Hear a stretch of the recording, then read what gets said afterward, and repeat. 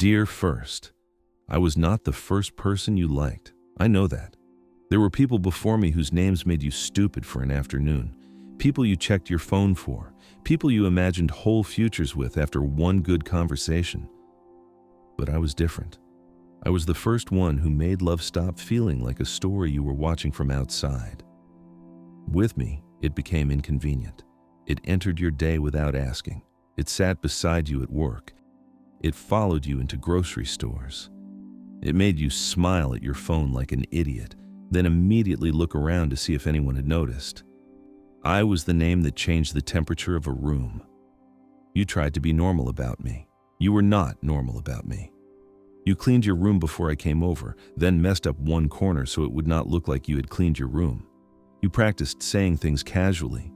You waited before replying because answering too quickly felt like handing someone a knife and pointing to the softest part of you. You noticed everything. The way I said your name when I was tired, the jacket I always wore, the song I played too much, the exact expression on my face when I was pretending something did not hurt. Before me, you thought being loved would make you feel powerful. Then it happened, and you realized it mostly made you feel exposed. Suddenly, another person could ruin your appetite with one sentence. Suddenly, silence had weight. Suddenly, a message could save a day or break it open. Suddenly, your future had started making room for someone who had not signed anything, promised anything, or proven they would stay. That terrified you. It terrified me too.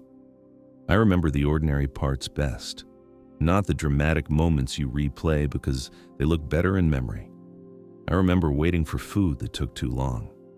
I remember walking slower than we needed to because neither of us wanted to reach the end of the road. I remember lying next to you while both of us pretended we were not already scared of losing the thing we had just found. I remember the first time you were quiet with me and did not rush to fill the space. That was when I knew. Not that we would last. I did not know that. Only that something real had happened. Real is different from perfect. I was real when I made you feel safe. I was real when I disappointed you. I was real when we laughed in the middle of an argument because one of us said something ridiculous. I was real when I became ordinary enough to annoy you. That is the part nobody tells you about first real love. The magic is not that the person stays magical. The magic is that one day they become normal and you still care what happens to them. We were not always gentle with each other. You had your pride. I had mine. We both mistook silence for control. There were days when love was sitting right there in the room with us, and neither of us knew how to speak to it. Not because we were too young in years, in the places that mattered. When we ended or changed or slowly became people who knew where not to look, you thought the heartbreak meant something had gone wrong. It did not. Love can be real and still not become a life. That is the sentence you needed years to believe. I was not a failed forever.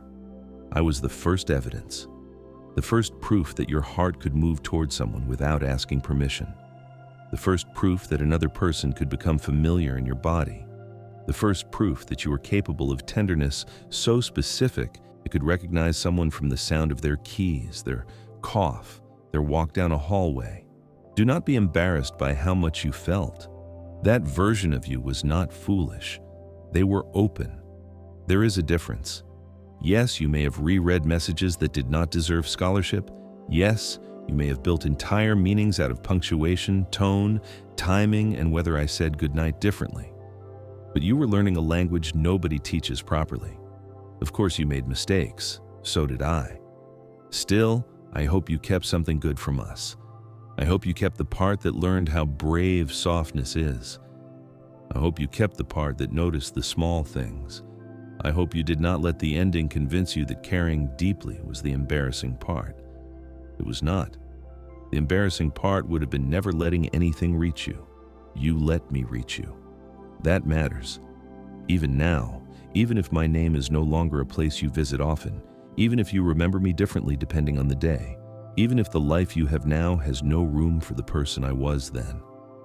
I'm not asking to come back. I know where I belong. I belong to the beginning of you knowing what love could do, Not the idea of love, not the chase, not the performance. The real thing, the inconvenient thing. The thing that makes you softer, stranger, braver, smaller, larger, and completely yourself all at once. Take care of the part of you that still believes love is worth the trouble. Love your first real love.